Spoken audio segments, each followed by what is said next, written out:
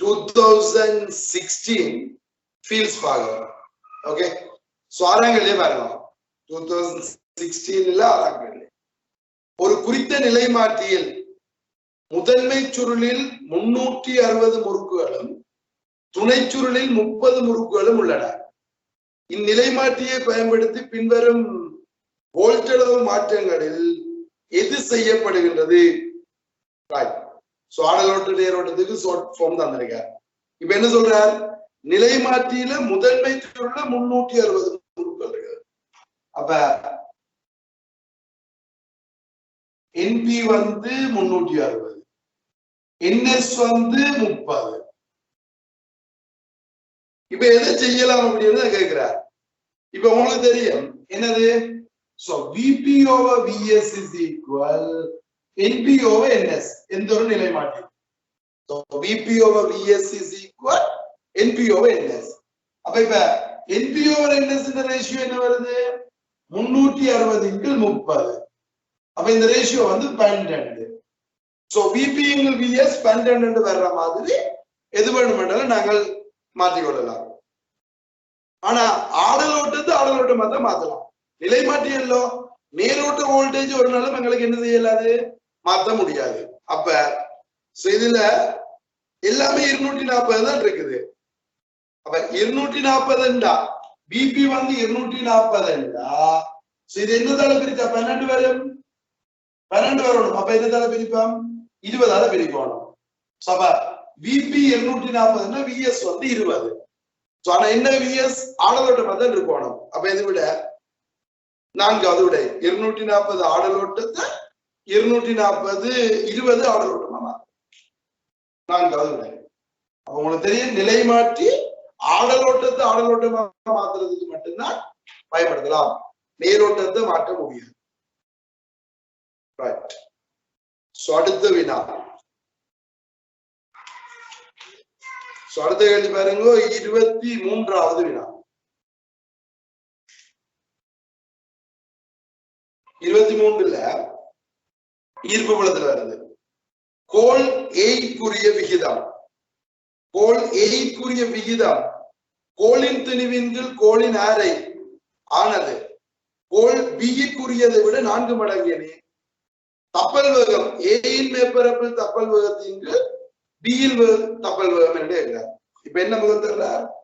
கோளின் திணிவுக்கும் ஆரைக்கும் உடைய ரேஷியோ. ஏக்குரியது வந்து எப்படி இருக்காமா? கோள் பிக்குரியதை விட 4 மடங்கு. அப்ப நான் ஏக்கும் பிக்கும் எடுத்துறேன்டா, பிக்கு M/R என்ற ரேஷியோவை விட இது என்ன 4 மடங்கு M/R. எது? எம்முக்கும் ஆருக்கும் உள்ள ரேஷியோ. இங்க வந்து அது 4 மடங்கா இருக்கு. அதாவது MA/RA என்ற ரேஷியோ வந்து 4M/R வருது. இது என்ன 4 மடங்கு இருக்கு. இப்ப உங்களுக்கு தெரியும் தப்பல் வேகம். தப்பல் வேகத்துக்கு என்ன சமன்பாடு? ஒரு கோளின் மேற்பரப்புல தப்பல் வேகம் √2gm/r. அப்ப 2gm/r ஒரு கோளின் தப்பல் வேகம். அப்ப இது M/R ரேஷியோ தானே தந்திருக்க. நான் ஏக்குரியது எக்ஸ்எல் எடுத்துறேன், இது 4x. ஏக்குரியது எக்ஸ்எல்னா 4x. அப்ப a இந்த தப்பல் வேகம் எழுதிட்டீங்கன்னா √2g × 4x. அதுவே b க்கு எழுதிட்டீங்கன்னா என்ன வரும்?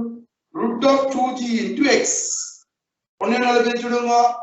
juA × juB சமன் juA × juB சமன் √2குள்ள 2gx போனா √4. √4 என்ன வரும்? 2. அப்ப ரேஷியோ வந்து 2 10வது விட. அப்ப தப்பல் வேகம் வீதம் 2. ஓகே,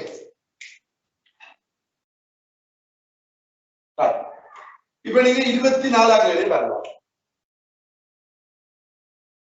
24 என்ன சொல்லப்படுது?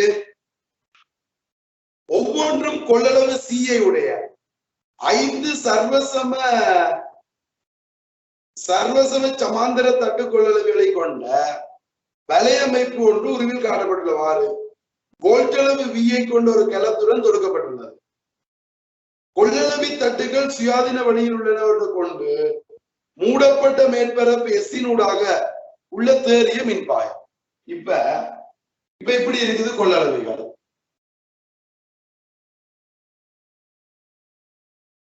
இப்படி இணைக்கப்பட்டிருக்குது. 5 கொள்ளளவு இதை கொண்டு ஒரு பேட்டரிக்கு நினைச்சிருக்காங்க. ஓகே, பிரச்சனை இல்ல.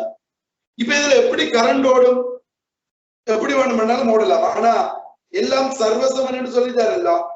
அப்ப இதுக்குள்ளால உண்மையா கரண்ட் ஓடாது. ஏன் பீசமேஜ் 1:1 1:2 பீசமேஜ். இப்ப அதுவும் எனக்கு தேவையில்லை. இப்ப இது சும்மா எடுத்துக்கொள்ளுங்க. இப்ப இது எப்பவும் செய்யக்கூடிய மாதிரி செய்யறதுக்காண்டி நான் வழங்கப்படுத்துறேன். ஓகே, அப்ப இது ஏதோ கொள்ளளவுகள் இருந்தா எப்படி ஏற்றம் பாய்க்கணும், இப்படி போதுன்னு இதால போற ஏற்றம் இதாலையும் போதுன்னு இதால போறது இங்க இப்ப ஆரம்பத்துல ஏற்றம் பாயக்குள்ள சில வேலை என்ன இதாலையும் போறது இங்க போயிருக்கலாம். எப்படி வேணும் பண்ணாலும் நான் இப்ப இதால போறதுன்னு எடுக்கிறேன். இப்ப இதுல பிளஸ் Q1 போனா இதுல மைனஸ் Q1 இருக்கு. இதுக்குள்ள போனது Q1 இந்த தட்டுல Q1 அதுல மைனஸ் Q1. அப்படியே போய் இதுல Q2 போகுது, இதுக்குள்ள Q3 போகுதுண்டா உங்களுக்கு தெரியும் Q1 is equal Q2 plus Q3. இதால போனது இதுக்கு போனதுக்கு ஈக்குவல். இப்ப இதால போய் இங்க போய் நடக்கும், இதுல பிளஸ் Q2 இதுல மைனஸ் Q2 தூண்டும். அப்படி தூண்டித்தானே போகும். இதுல Q3 இதுல பிளஸ் Q3 இதுல மைனஸ் Q3 தூண்டும். இப்ப இவர் என்ன செய்ய வச்சுக்காருன்னா இந்த 3 தட்டையும் தான் கனெக்ட் பண்ணிருக்காரு. அப்ப இதுல டோட்டல் ஏற்றம் என்ன, minus Q1 plus Q2 plus Q3. அப்ப மைனஸ் Q1 Q2 Q3 கூட்டினா என்ன வரும் உங்களுக்கு தெரியும், Q1 Q2 plus Q3 equal. அப்ப அந்த மைனஸ் Q1 கூட்டினா என்ன நடக்கும், 0 ஆயிரும். அப்ப இந்த மேற்பரப்புக்குள்ள இருக்கிற ஏற்றம் 0ன்னா அதுக்குள்ளால வெளியால போற மின்பாயம் என்ன, 0. அப்ப எப்பவும் 0. இந்த கேள்வியில இந்த மீதி என்ன, இதுக்குள்ள ஏற்றம் போகாது, Q2 0. அப்ப இதால போறதுதான் இங்க போகும். அப்ப இதுல பிளஸ் Q இதுல மைனஸ் Q, இதுல மைனஸ் Q இதுல பிளஸ் Q, அப்பவும் 0. ஓகே, அப்ப ஏற்றம் 0. அப்ப அதுக்குள்ள போற மின்பாயம் 0வா இருக்கும். ஓகே தானே. அப்ப இந்த கன்செப்ட் பார்த்துக்கொள்ளலாம். இதால போறதுதான் நீங்க பிரிஞ்சு போகுது. அப்ப ஒரு சந்தியில கட்டாயம் மின்னோட்டங்கள் நச்சிருந்தது கொடுத்தோ 0. அப்ப ஏற்றங்கள் நச்சிருந்தது கொடுத்தோ 0. அப்ப இந்த 3 டைம் 0. சரி, அப்ப எத்தனாவது விடை, 5வது 24.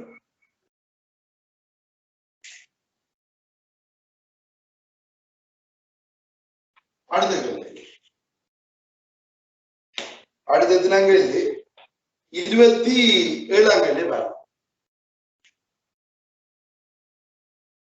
என்ன 27, சமநீளமுள்ள AO OB CO OD எப்படி இருக்குது, AO OD இப்படி CO OD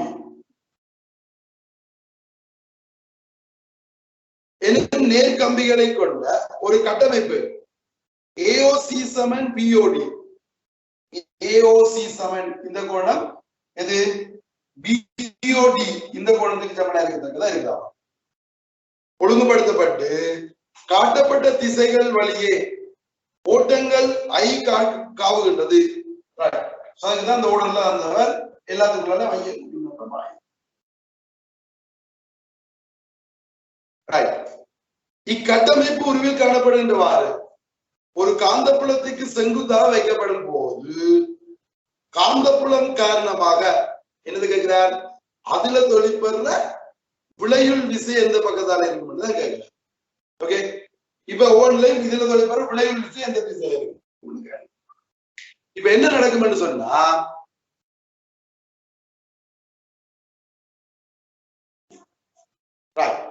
இப்ப எப்படி வரும், இடக்கை விதிப்படி இந்த துண்டுல பாருங்க எல்லாம் சமநிலம் தானே, எல்லாத்துடைய விசையும் சமன். எப்படி சொல்லப்படும் போது காந்தப்புலம் உள்நோக்கி, இங்க உள்நோக்கி காந்தப்புலம் இருக்கு எல்லா இடத்துலயும். சோ காந்தப்புலம் உள்நோக்கி, மின்னோட்டம் இங்க விசை மேல. அப்ப இந்த கடத்தில விசை மேல இருக்கும், இதுலயும் மேல இருக்கும், அதே அளவு தானே மேல இருக்கும். இதுக்கு எப்படி வரும், காந்தப்புலம் இங்க, சோ மின்னோட்டம் இப்படி இந்த கடத்திக்கு சென்று இப்படி வருது, இதுல விசை இப்படி வருமே, இதுல விசை இப்படி வரும் இல்லையா, அது போட்டு பாப்பீங்க. அதே மாதிரி தானே என்னுடைய காத்தப்புள்ள இங்க மின்னோட்டம் இங்க இதுக்கு செங்குத்தா இப்படி வரும். இப்ப விளைவுல இதை ரெண்டு கூறா பிரிக்கலாம். இதுக்கு ரெண்டு கூறு பிரிச்சீங்கன்னா ஒண்ணு கிடைக்கூறும் அல்லது நிலைக்குது. இதுக்கும் கிடைக்கூறும் நிலைக்குது கூறு. அப்ப எப்படி பார்த்தா இந்த கிடைக்கூறு ரெண்டும் கேன்சல் ஆகிடும். அப்ப விளைவு மேல் நோக்கி வருது. அப்ப எல்லா கடத்திலையும் வர்ற விளைவுல எந்த திசையில இருக்குது? இப்படி மேல் நோக்கி இருக்குது. இப்ப அவரு பர்மன் கேட்கல தானே விட இல்ல. அப்ப நான் காண இல்ல. இப்ப என்ன கேட்கிறார்? தாளின் வழி முதலாவது பாருங்க. தாளின் வழியே மேல்முக திசையில் ஒரு விளைவில் விசை அது வரைக்கும் சரி. எல்லாமே இப்படி தாள் இதான் போட்ட தாள் அதன் வழியே மேல் நோக்கி ஒரு விளைவு விசை அனுபவிக்கும் சரி. அப்பதான் விளைவு ஒன்று அதை நாங்க பார்த்துட்டோமே. விளைவு விசை மேல் நோக்கி இருக்கு. அடுத்த கேள்வி பாருங்க. அடுத்த எத்தனாவது? 39வது.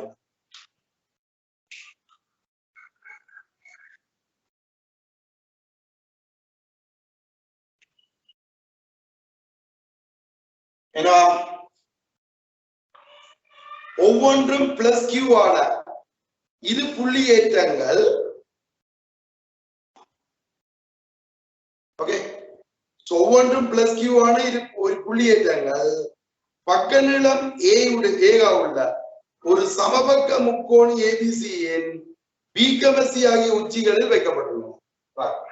இது சமபக்க முக்கோணி. சமபக்க முக்கோணின்னு பிசியில வச்சிருக்க பிளஸ் கியூ. இது பி, இது கியூ, சி இதுலயும் கியூ இதுலயும் கியூ. சமபக்க முக்கோணி தானே 60 பாகை எல்லாம். என்ன சொல்ற? ஓகே, புள்ளி என்ன சொல்றார்? அதே வேளை பிளஸ் கியூ ஆன வேறொரு புள்ளியேற்றம் உருவில் காணப்படுகின்றவாறு புள்ளி பியில் வைக்கப்பட்டுள்ளது. இப்ப பி வந்து இதுக்கு மேல அதுல வந்து பிளஸ் கியூ எடுத்து வைக்கலாம். சரி, வைக்கப்பட்டுள்ளது. ஏயில் வைக்கப்பட்டுள்ள ஒரு நேர் ஓரலகு ஏற்றத்தின் மீது தாக்கும் விளைவு விசை 0 இருப்பதற்கு எப்படி இந்த தூரத்தை கேட்கிற இதுல வைக்கிற ஒரு கூலோம் ஏற்றத்தில் ஏற்பட்ட விளைவு விசை 0 இருக்காமா? அப்ப இதுல மின்புலச்சரிவு 0 இருக்கும். அப்ப விசை 0 தானே. அப்ப மின்புலச்சரிவு வேண்டா உங்களுக்கு தெரியும். இதால இந்த திசையில வரும் ஒரு மின்புலச்சரிவு. அதை போட்டு நீட்டுற திசை வழியே ஒரு மின்புலச்சரிவு வரும் ஈவான். இதால இந்த திசை வழியே வரும் ஒரு மின்புலச்சரிவு, அதுவும் ஈவான். ஏன்? தூரம் சமன் ஏற்றம் சமன் ஈவான். அப்ப விளைவு மின்புலச்சரிவு எப்படி வரும்? இது ரெண்டுக்கு இடையால விளைவு மின்புலச்சரிவு வரும். எவ்வளவு? இது 60 பாயிண்ட் 60 30 30 அது கூட 30 பாகை. அப்ப விளைவு மின்புலச்சரிவு என்னன்னு கேட்டீங்கன்னா 2E1 cos 30. E1 cos 30 E1 cos 30. அப்ப 2E1 cos 30 இந்த ரெண்டு ஏற்ற தலையில் வர விளைவு மின்புலச்சரிவு. அந்த ஏற்ற தலையில வர மின்புலச்சரிவு கொண்டு இருக்குமல்ல Q ஆல அந்த தூரத்தை x ன்னு வைக்கிறோம். அந்த x தூரத்தால வர மின்புலச்சரிவு என்ன வரும்? Q over 4 pi epsilon not x square. அந்த Q ஆல அந்த x தான் காணணும். நான் இந்த தூரத்தை என்ன வச்சிருக்கேன்? x ன்னு வச்சிருக்கேன். அப்ப இந்த Q ஆல இதுல வர்றது Q over 4 pi epsilon x square. இந்த E1 க்கு போடுங்க. இந்த Q ஆல இதுல வருது. இது ஏ தூரம் இல்ல. அப்ப 2 into E1 க்கு போடுவீங்க Q over 4 pi epsilon not a square. இது ஒன்று கூட ரெண்டு ஒன்று தானே. into cos 30 √3/2 Saman Q over 4 pi epsilon not x. இப்ப இந்த 4 pi epsilon not போயிடும். இந்த ரெண்டு போயிடும். இந்த Q போயிடும். எனக்கு x கேட்டா வேணும். அப்ப 1 over x square சமன் இது √3/a². அப்ப என்ன செய்வோம்? தலையிலாக்குவோம். இதை தலையிலாக்கினீங்கன்னா x² சமன் என்ன வர போகுது? நீங்க அங்காள தலையிலாக்கினா x² சமன் இங்காள தலையிலாக்கினா a²/√3. இப்ப ரூட் எடுத்துடுங்க. x சமன் இதுக்கு ரூட் எடுத்தா a, √3க்கு ரூட் எடுத்தா என்ன வரும்? √3. அது ரூட்டுக்கு ரூட் வருமோன்னு கேக்குறீங்களா? அது √3 என்ன 1.732 அதுக்கு ரூட் எடுக்கிறோம். அப்ப √3 எத்தனாவது விடை? 3வது விடை. Okay right. அடுத்த வினா 45வது கேள்வி.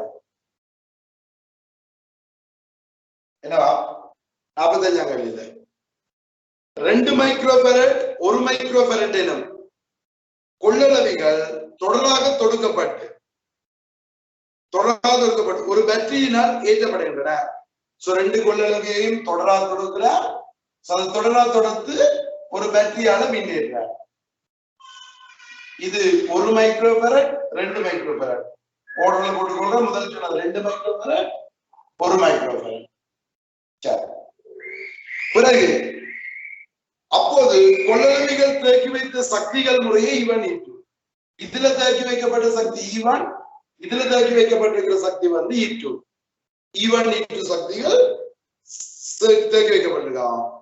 அவை தொடுப்பகற்றப்பட்டு இறங்குவதற்கு விடப்பட்டு சார்ஜ் எல்லாம் இல்லாம போயிட்டு அதே பேட்டரியை பயன்படுத்தி மறுபடியும் புறம்பாக ஏற்றப்படும் போது இரு கொள்ளளவிகளிலும் தேக்கி வைத்த சக்திகள் முறையே E3 E4. இப்ப தனித்தனியே ஏற்றுறார். இதை தனியே மின்னேற்றார். அதே பேட்டரி இது E0 இந்த E0 தனியே மின்னேற்றார். இப்ப சேர்க்கப்பட்ட சக்தி வந்து E3 ஆமா. அந்த கொள்ளளவியை தனியே மின்னேற்றார். அதுக்கு E4 ஆமா. 1 மைக்ரோஃபாரட் தனியே மின்னேற்ற ஒரு E4 ஆமா. இப்ப என்ன கேள்வி?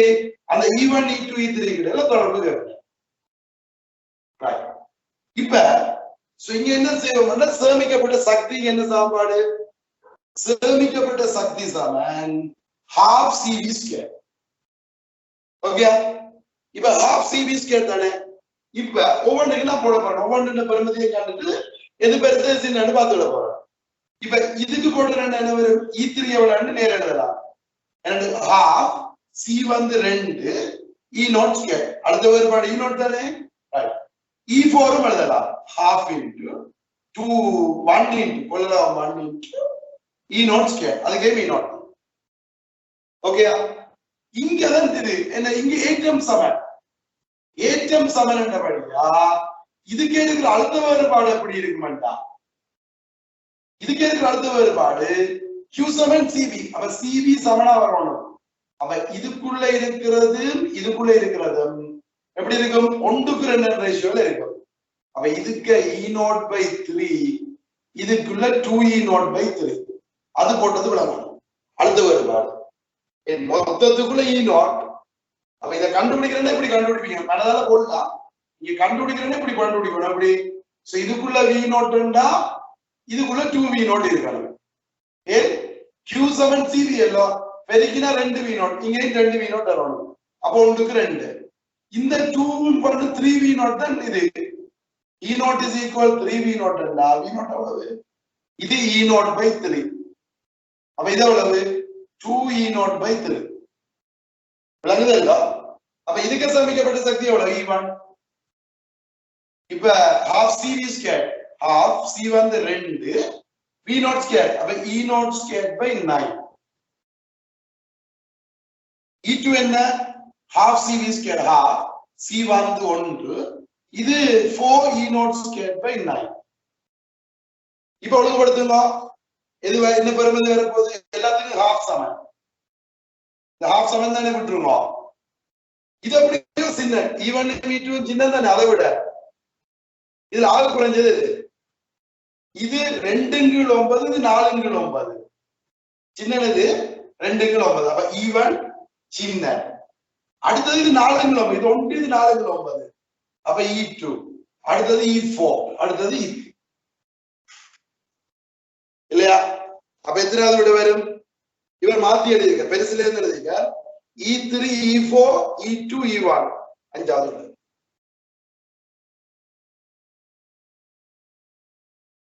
Okay right. சோ இப்படி கண்டுட்டு செய்தீங்கன்னா உங்களுக்கு ஈஸி. படம் போடணும் என்ற அவசியம் இல்லை. நீங்க மனதால போட்டா போட்டு கொள்வீங்களா? இல்லது இப்படி போட்டு பார்த்துட்டு எழுதி கொள்வீங்க. அடுத்த வினா 48.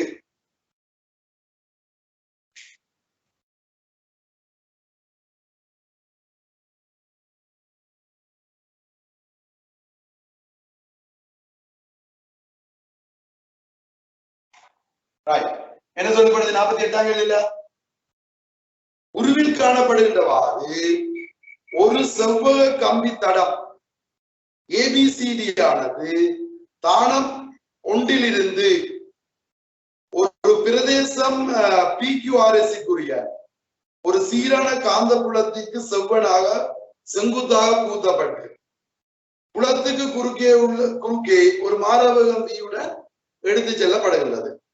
அது தானம் 2 கூட சென்று இறுதியாக அதே கதியுடன் தானம் 3 காந்த புலத்தில் இருந்து வெளியே எடுக்கப்படுகின்றது. பின்வரும் கூற்றுக்களில் எது உண்மையானது? அப்ப என்ன, ஒரு தடத்தை காந்த புலத்துக்குள்ள புகுத்தி வெளியே எடுக்கிறார். இது காந்த புலத்துக்கு போகுது, இது ஃபுல்லா காந்த புலத்துக்கு இருக்குது, இது வழியாக வருது. மாறா கதியோட அசைக்கப்படுது, உள்நோக்கி காந்த புலம் இருக்கு. எந்த கூட்டு உண்மை இல்லைன்னு தான் கேட்கிறார். பாருங்க, முதலாம் கூட்ட தடம் தானம் ஒன்றினூடாக செல்லும் போது கம்பி தடத்தின் பிரிவு பிசிக்கு குறுக்கே ஒரு மாறா மின்னிய கேசு தூண்டப்படும். இதுல போய்க்கு உங்களுக்கு தெரியும், இந்த புலம் இது மட்டும்தான் வெட்டுது, அதுல மட்டும்தான் மின்னிய கேசு தூண்டப்படும், இதுலயும் தூண்டாது. இதுல மட்டும் மின்னிய கேசு தூண்டப்படும். எந்த திசையில? இங்க விளக்க விதிப்படி காந்த புலம் உள்ளுக்கு, இங்க அடைச்சிக்கிறீங்க மேல். அப்ப இதுல மேல் நோக்கி ஒரு மின்னிய கேசு இதுல மட்டும்தான் தூண்டப்படும். சரி, பிசி என்றது தானே. சோ பிசியில் மட்டும் தூண்டப்படும். முதலாவது கூற்று சரி. நீங்க தியரியில பார்த்திருப்பீங்க. இதுல கொண்டு போயிருக்க இதுலயும் தூண்டாது, இந்த கடத்தில மட்டும் மின்னிய கேசு தூண்டப்படும். ரைட். இரண்டாவது, தடம் தானம் 2 செல்லும் போது ஏடிக்கும் பிசிக்கும் குறுக்கே மாறா மின்னிய கேசு தூண்டப்படும். அதே வேளை அவை ஒன்றும் சமனும் எதிர்மானதும் ஆகும். எஸ், இப்ப இதுல ஒன்று போனா இன்னொட மோட் ஆகும். அப்ப மின்னிய கேசு 0 பார்த்தாங்க. இதுலயும் தூண்டப்படும், இதுலயும் தூண்டப்படும், ரெண்டும் சமன்.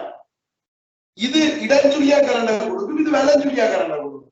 அப்ப எதிரெதிர் திசையில இருக்குது, பர்மனன்ட் சமன், பிஎல்வி தான். அப்ப அதுவும் சரி. மூன்றாவது என்னவாம், தானம் 3 ஏடிக்கு குறுக்கே மாத்திரம் ஒரு மின்னிய கேசு தூண்டப்படும். அதுவும் சரி. இதான் ஏடி. இதுல மாத்திரம் தான் மின்னிய கேசு இருக்கும், அதே போல தூண்டப்படும். சரி. நாலாவது கூற்று, தானம் 2 காந்தப்புலத்தின் விளைவாக தடத்தின் மீது உள்ள விளைவில் விசை 0. இங்க கரண்ட் ஓடாது, மின்னிய கேசு சமன், எதிரெதிர் திசை, கரண்ட் ஓடாது, ஆகவே விசை 0. 2வது இங்கே விசை தொழிற்படும், எதிர்க்கிறதுக்காண்டி இங்கேயும் தொழிற்படும், இங்கேயும் தொழிற்படும் எதிர்க்கிற விசை. ஆனா இதுல விசை 0. அதுவும் சரி. அப்ப முதல் நாளும் சரி. என்ன, 5வது விடை இருந்தாலும் 5வது பார்த்துருவோம். தானம் 1 தானம் 3 காந்தப்புலத்தின் விளைவாக தடத்தின் மீதுள்ள விசையின் திசைகள் ஒன்றுக்கொன்று எதிரானவை. நோ, 2லயுமே ஒரே திசைங்க. வாசிக்க முதலே குறிச்சு நினைக்கிறேன். இது இப்படி போனா தானே காந்தப்பாய் மாறும், அதை போக விடாம தடுக்கும். இங்கேயும் வெளியால போனா தானே காந்தப்பாய் மாறும், அது எதிர்க்கும். சோ 2லயுமே காந்தப்பாய மாற்றத்தை எதிர்க்கிறதுக்காக இருக்குது. அப்ப ஒரே திசையிலான் இருக்கும். இவர் எதிரெதிர் திசை என்றபடியா பிள்ளை. அப்ப எத்தனாவது? 5வது. ஓகே. சோ அப்ப 48க்கு 5வது.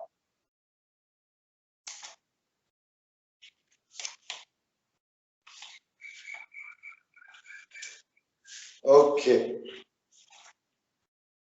அடுத்து 49வது.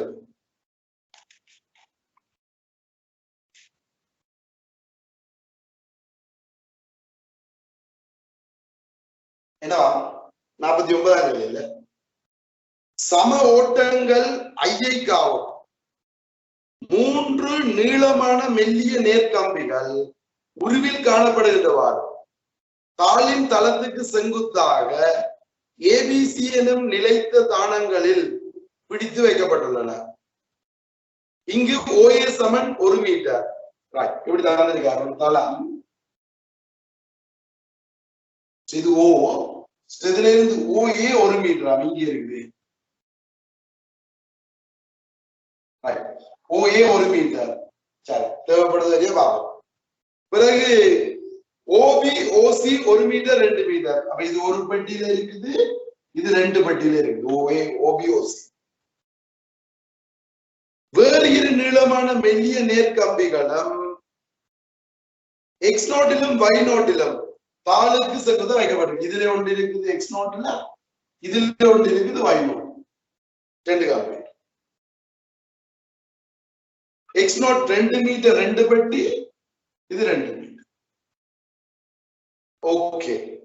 எக்ஸ் நோட்டிலும் y நோட்டிலும் உள்ள கம்பிகளில் ஆக்கப்படும் பின்வரும் ஓட்டங்களில் எது ஓவில் y திசையில் பருமனிதையுடைய ஒரு விளையுள் காந்தப்புலத்தை உண்டாகும்? என்னவா? y திசையில இப்படி ஒரு காந்தப்புலம் வரணும். இங்க மூணுமே உள்நோக்கி மின்னோட்டத்துக்கு ஆகுது இல்லையா? தாளுக்கு செங்குதா உள்நோக்கி கரண்ட் ஓடுது. கிராஸ் தானே மூன்றுலையும் காட்டிருக்கு. இது மூன்றுலையும் உள்நோக்கி மின்னோட்டம்.